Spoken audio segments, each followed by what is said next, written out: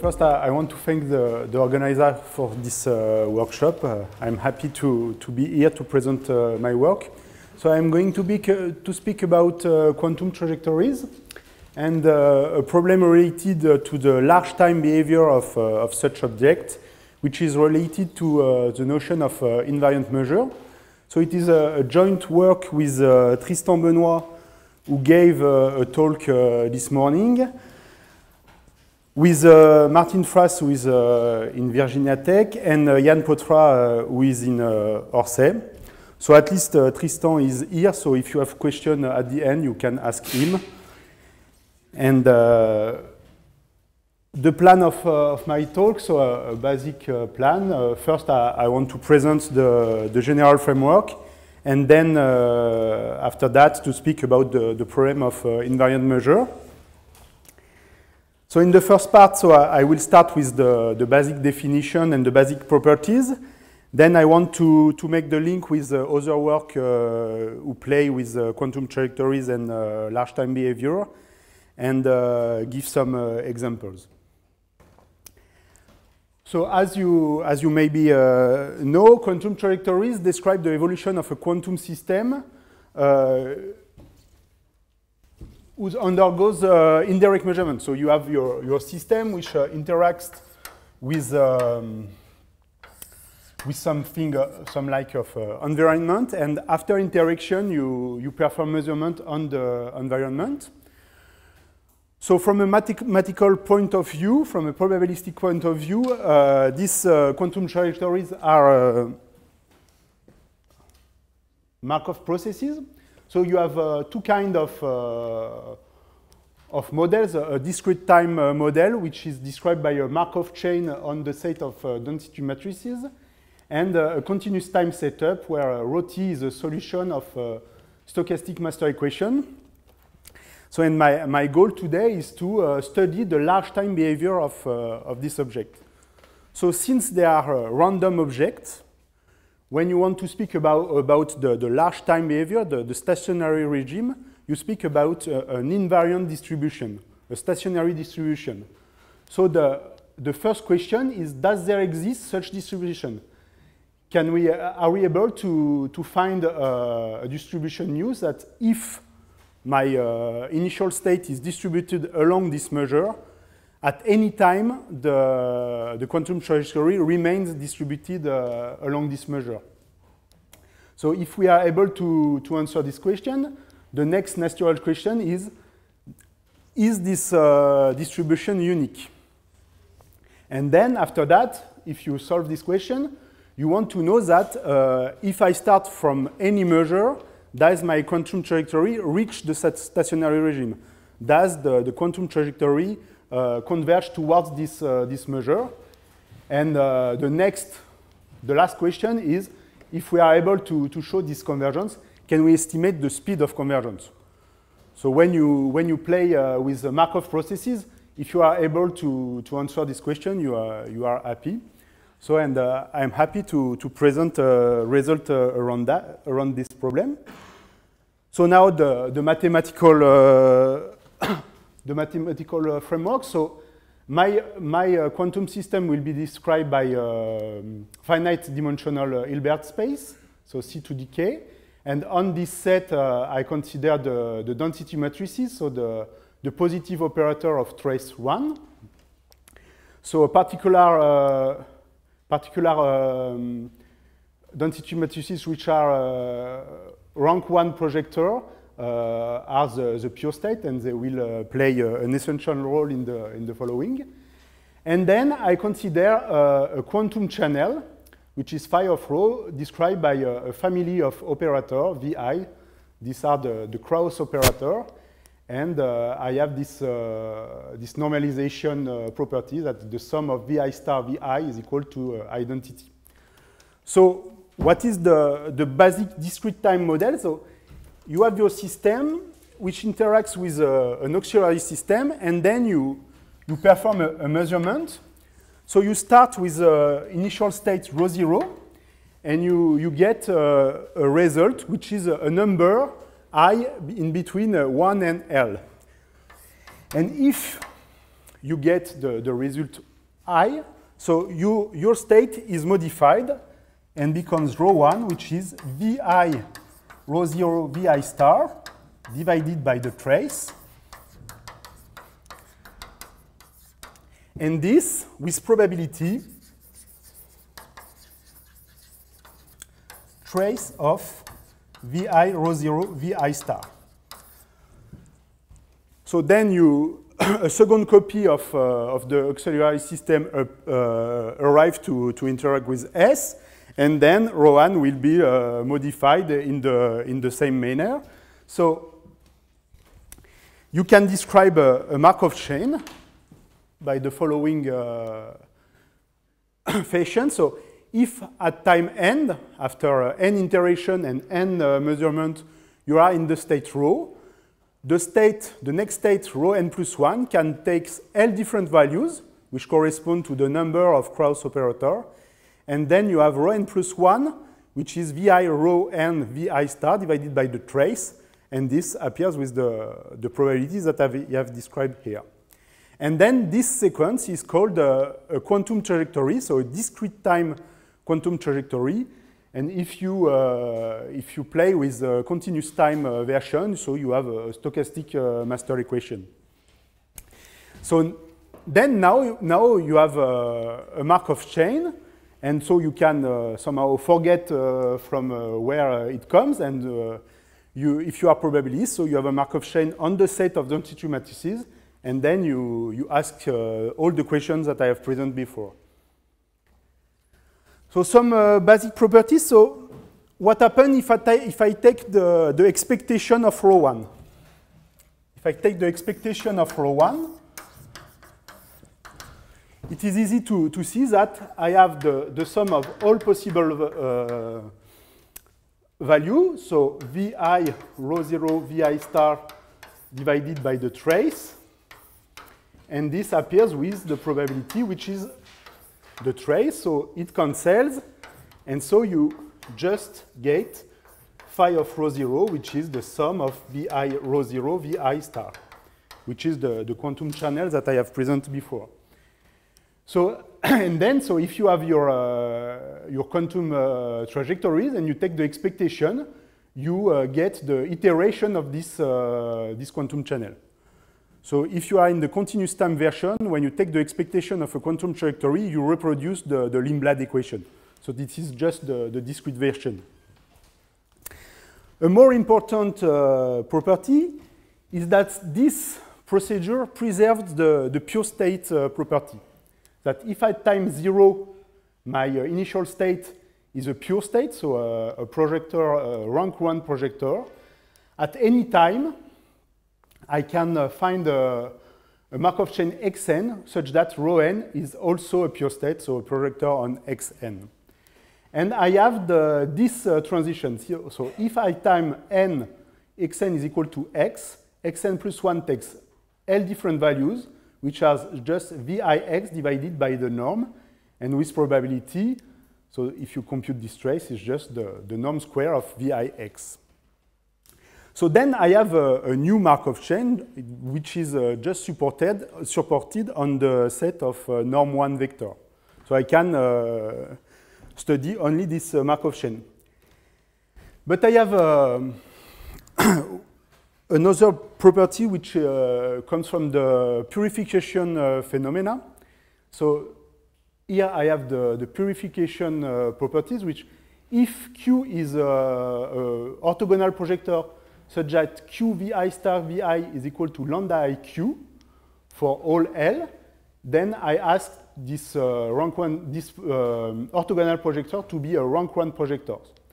So, and then under this condition, Maassen and Kummerer have shown that the general Markov chain have the tendency to purify. That in some sense, when n is big, rho n is very close to a pure state process. So the trace of rho nk tends to 1. So, and if you have trace of rho square is equal to 1, rho is necessarily a pure state. So in fact, you can find a sequence yn of norm 1 vector such that rho n is very close to this rank 1 projector in large time. And then, so now I am going to work only on this, under this condition. And then I can just study the Markov chain on the pure state. So now I am going to concentrate on this Markov chain. So xn plus 1 is equal to vi xn divided by the norm and with the probability of apparition. And since I work in quantum mechanics, so in this case, I am going to not care about the phases. So I am going to work on the projective space.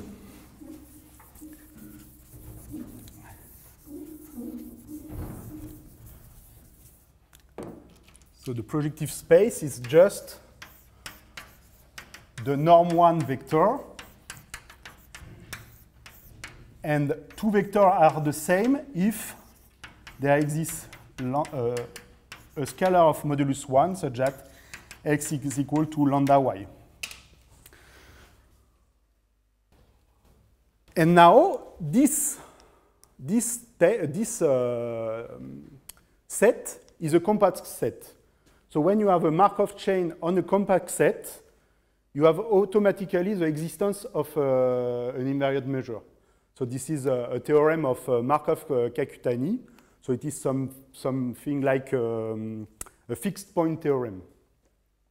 So the question of existence of invariant measure is in fact comes for free. There is no problem for that. And the more important question is the uniqueness of this invariant measure. So let me speak about some related works which have addressed this question of large time behavior. So these two first work address this question under the theory of how to say iterated function system. So you have fi of x, which are the transition. And now your Markov chain is just xn plus 1 is just fin composed with fin minus 1 composed with fi 1 of x0. So this is the context of iterated function system. And when you want to have a result about large time behavior under this theory, you need contractivity of this function. But in general, this is not the case for our model. So in this work, there are only, let's say, numerical evidence that there exists a unique invariant measure, but not analytical results. So maybe the two important works in that business are the first work of Maassen and Kummerer. So the first one is the purification of quantum trajectories, is the theorem that I have presented before. And another theorem, which is some kind of ergodic theorem for the quantum trajectories. In that paper, they show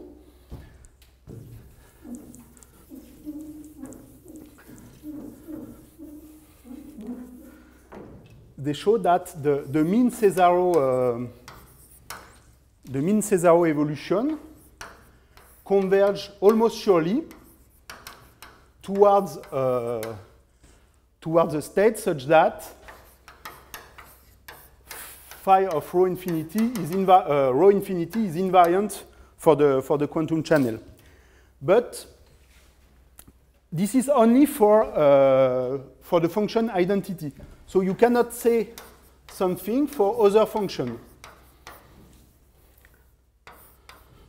So what can we say? We say if I take, for example, f is equal to the square root of f is equal to the square. So their work does not apply to reply to this question. So two other works, but for stochastic master equation. A work of Barchielli and Paganoni where they impose very ad hoc condition, and a work for infinite dimension, but also there are ad hoc hypothesis to have the result. Other works, but not related with the invariant measure, but related to the large time behavior. So the two first work here are for the quantum non-demolition measurement, so related to the experiment of Serge Haroche. These are for the discrete time setup. This one is for the continuous setup, and also related to the same business works of Pierre and Maziar and Addis, where they have also a control goal to find convergence in long time. So before showing how I can solve the question of invariant measure, let me just present some examples. No, sorry. Okay, so now how I attack the problem. So in fact, Xn, it can be written as Vin.xin-1 with this notation. And so if I iterate this definition, I find Vin-1, Vi1, x0. So this is this definition. So it's Vin, Vi1, x0 divided by the norm. And in fact, in order to define my quantum trajectories, I just have to define this product of matrices. I just have to know what is the product of Vi1 to find my Markov chain. And this is exactly the setup of product of random matrices. In that business, they were interested in such quantity. So you want to know what is the limit of this quantity.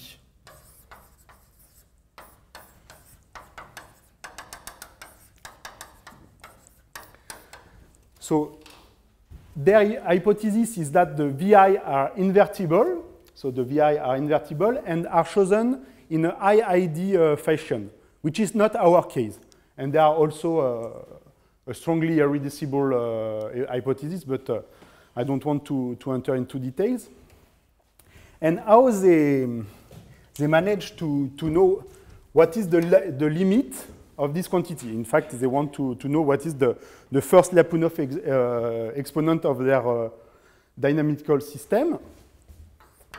This, you can write it like 1 over n to the sum of the log of Vin x Vik xk minus 1 from k is equal to 0 to n. And if you are able to say something around the invariant measure of xk, this process Vik and xk becomes Markovian, and then you have just to apply a law of large number. Law of large number for Markov chain.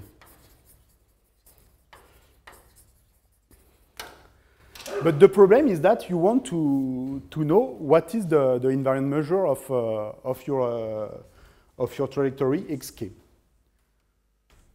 But here, as I am going to show that first, the matrices Vi are not invertible, and they are not chosen in an IID fashion.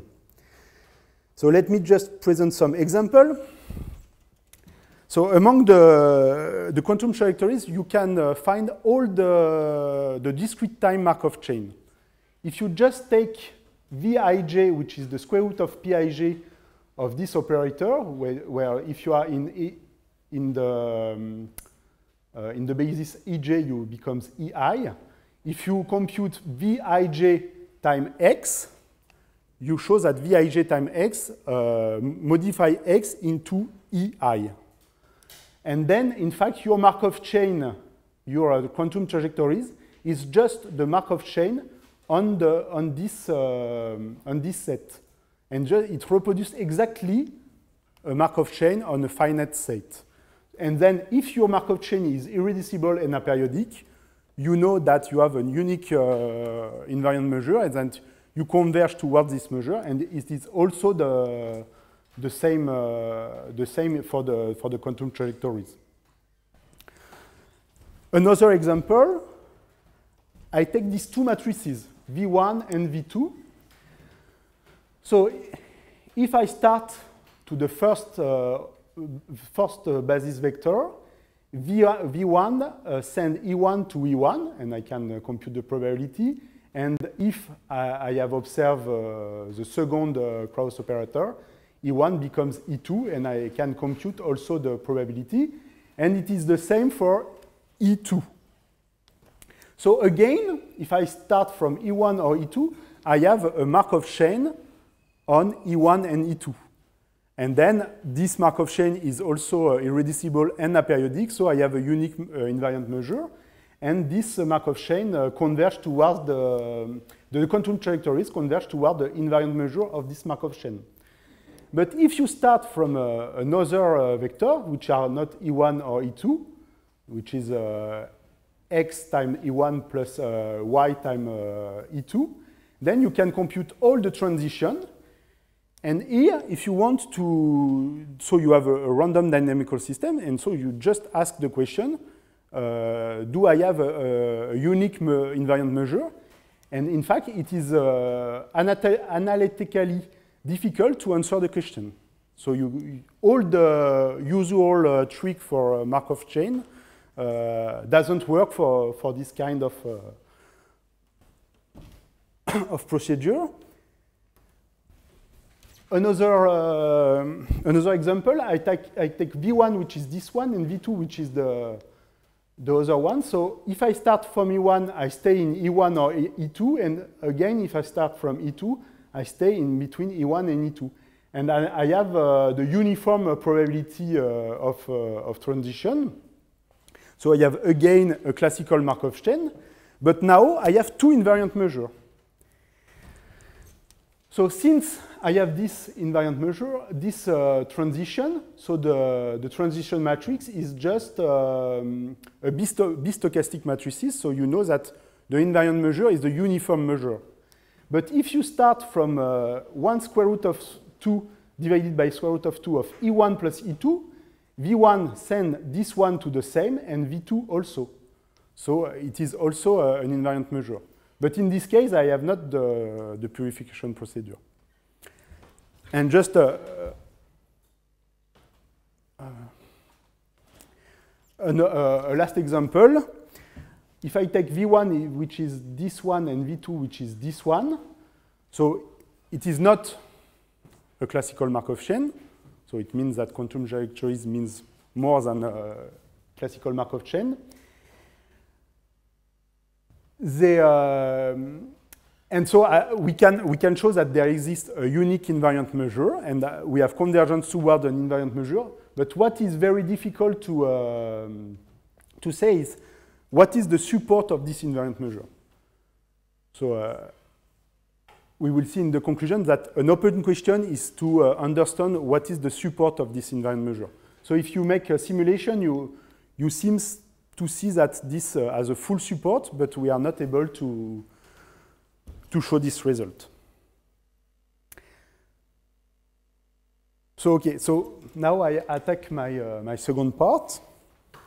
So I am going to present the result of the invariant measure. So first, I am going to define in a proper way the probability space which describes the quantum trajectory. Then I am going to show that a K process will allow me to get the final result, which is the uniqueness of this invariant measure.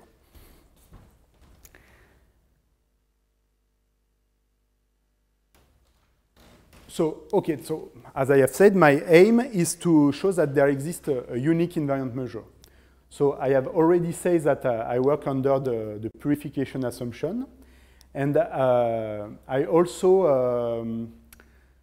work under this irreducibility assumption that my quantum channel, phi, has a unique invariant state.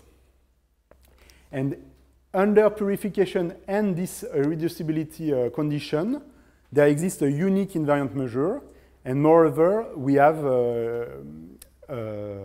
convergence toward this measure, and exponentially it's fast. So now I am going to give some details of how we can use the random product matrices approach to prove that.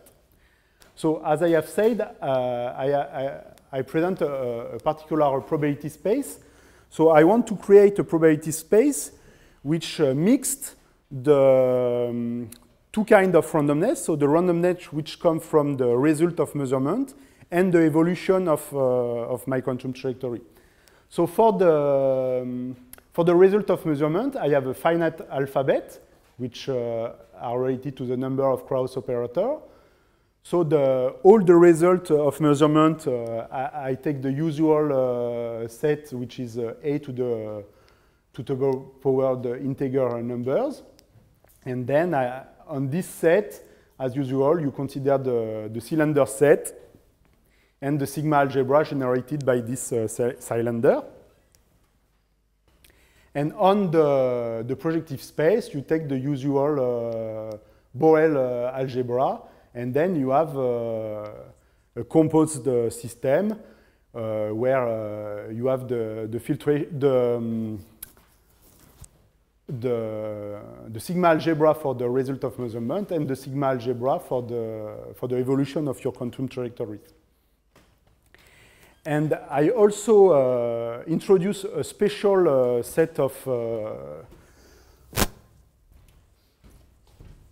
random variables, which are the random variable where under the definition, the evolution of the quantum trajectory does not appear.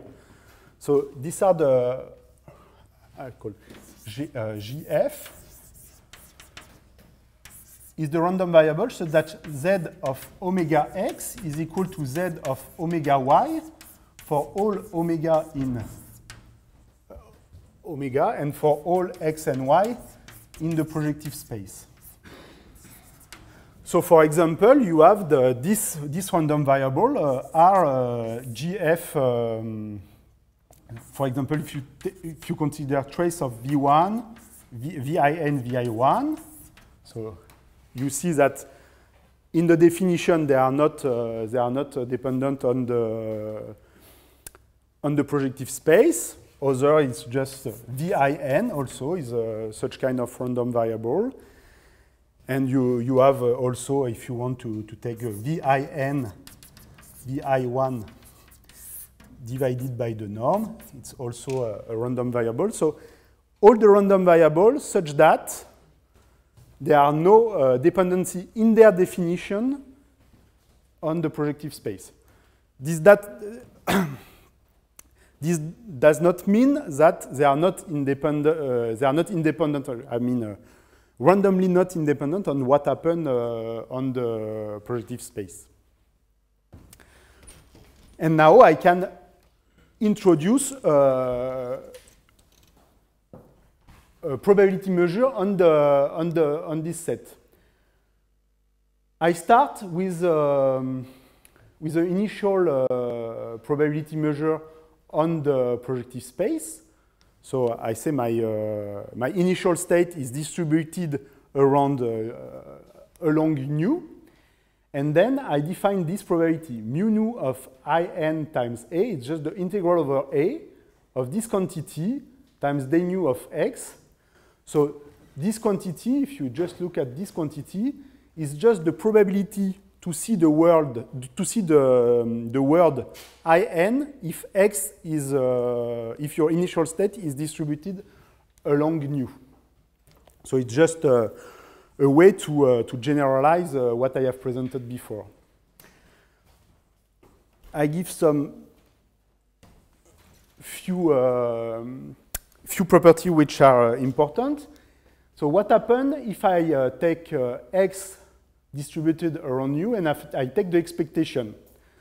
So this is a rank 1 projector, so it is of trace 1 and it is self-adjoint and it is positive. So if I take the expectation, I have a density matrix operator. And now what happens if I take just the first marginal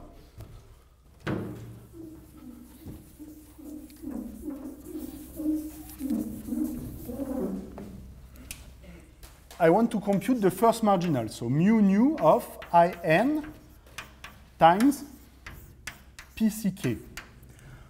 So you use this definition.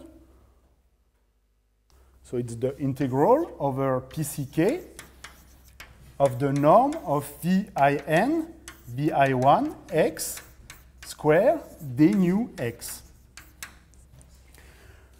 But this quantity is also equal to the trace. So it's pck to the trace of Vin Vi1 xx Vi1 star Vin star.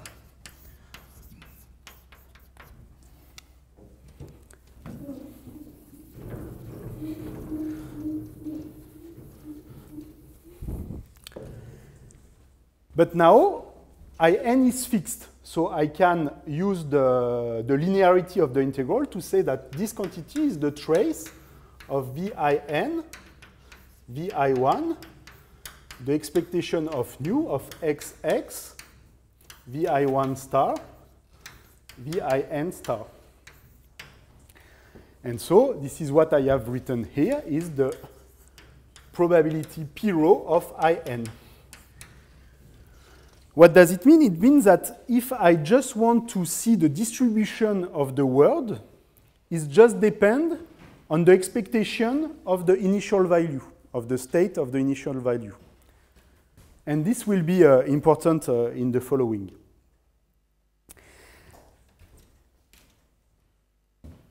So now, if I assume the irreducibility condition, so remember it means that my quantum channel has a unique invariant state. If I compute the expectation over x, where nu is, this set is the set of invariant measure, if I take this expectation, I find the stationary state for the quantum channel. So it is easy to see, it's just that if you take the expectation, if nu is invariant, so you assume that nu is invariant. If you take the expectation of nu of x0, since nu is invariant, so this is equal to rho nu, this is equal also to the expectation of x1. Because if you have an invariant measure, if x0 is distributed around nu, x1 is also distributed around nu, by definition. But this, we know that it is equal to phi of the expectation of nu of x0. So it means that it is phi of rho nu. So it means that rho nu is an invariant state. Then rho nu is equal to the invariant state of my quantum channel. And in fact, this gives the this will give the uniqueness of the invariant measure. Since now, if I want to, let nu A and nu B two invariant measures.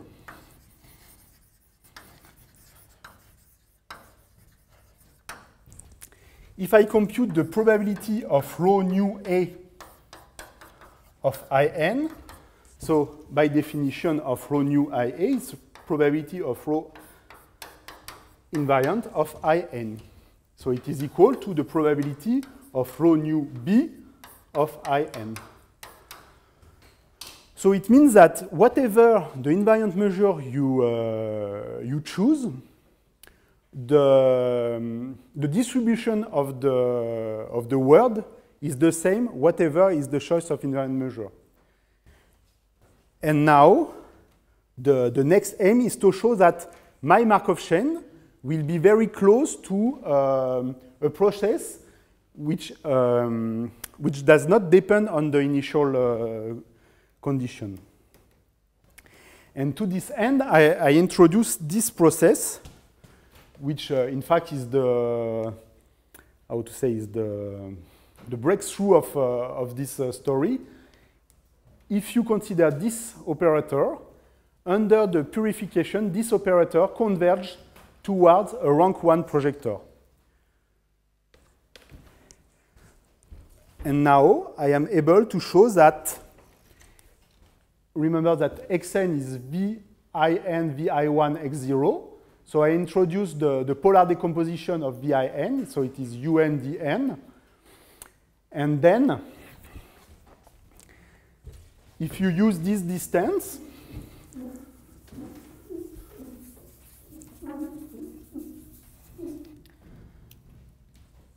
so you look at the distance between Xn and UnZ. Okay, so it is equal to the distance between Vin Vi1 X0 times UnZ.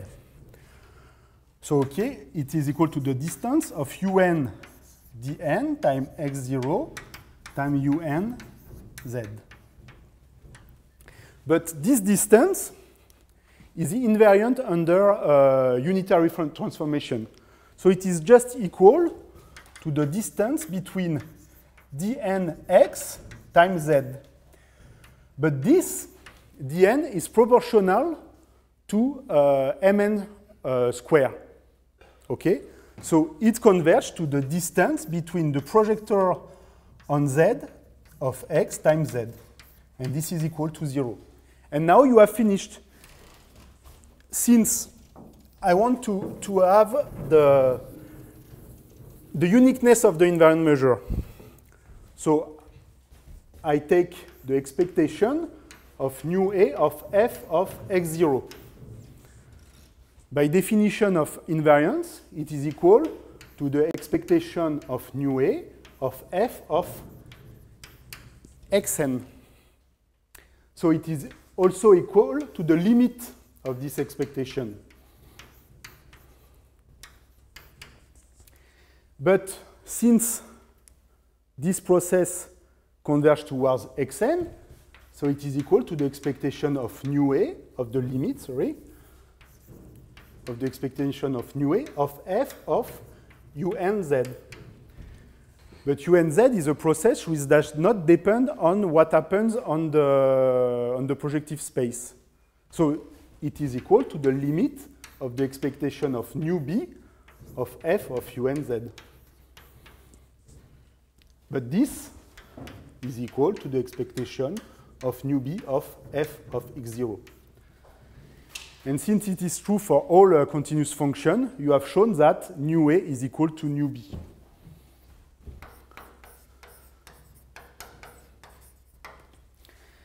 And then you have shown that there exists a unique invariant measure if you assume purification and irreducibility. So I have a few minutes. Okay, so then this is the conclusion. So now, when you have this result, you have a Markov chain, so you can use all the result of Markov chain. In particular, you can generalize the result of Kummerer and Maassen, and if you take any other function,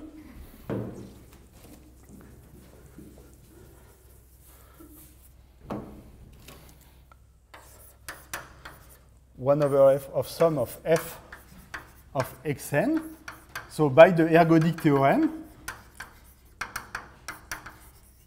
for Markov chain, so you have that this is equal to expectation of nu invariant of f. And if you take f is equal to the identity, you recover the result of Kummerer and Maassen. But you can also give a central limit theorem for this Markov chain. But we have hypothesis on what kind of class of function you can have. An open problem concerns the large deviation principle. So far, we are not able to prove that this process satisfies a large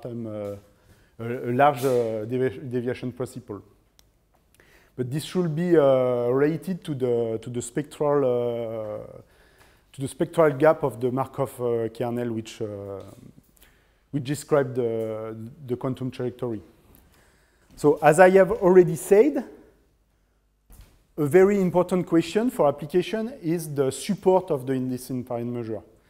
It's nice to have shown that there exists a unique invariant measure, but so far we cannot say anything around the support. We don't, unless some very special case, we are not able to say if it is absolutely continuous with respect to the R measure on the Bloch sphere, and so it is a pity so far. We are also able to generalize this result for continuous time model. So this should appear in few months on arXiv.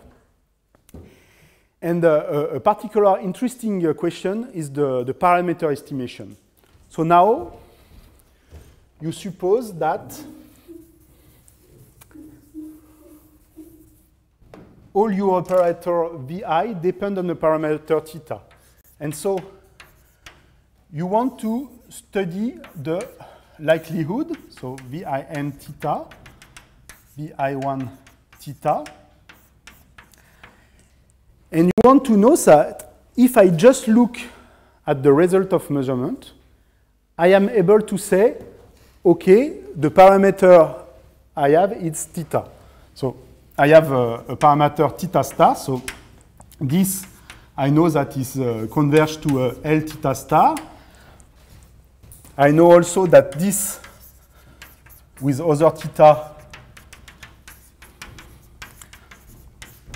converge towards a function which depends on theta and theta star, p theta star almost surely. But what I want to know is that does the maximum likelihood converge towards theta star? If I take here the theta n chapeau, which is the argmax over theta, does theta n converge toward theta? So we have some idea how to answer this question, but it is not, so we don't find in the literature some result around that. And after that, the next question is, can we say something about that? Do we have this minus theta star converge towards some normal distribution where the Fisher information is involved? And then the last question is the local asymptotic normality. So, and it is a work in progress with Madeleine and Tristan. But it is an interesting question. And I think now I am finished. Thank you.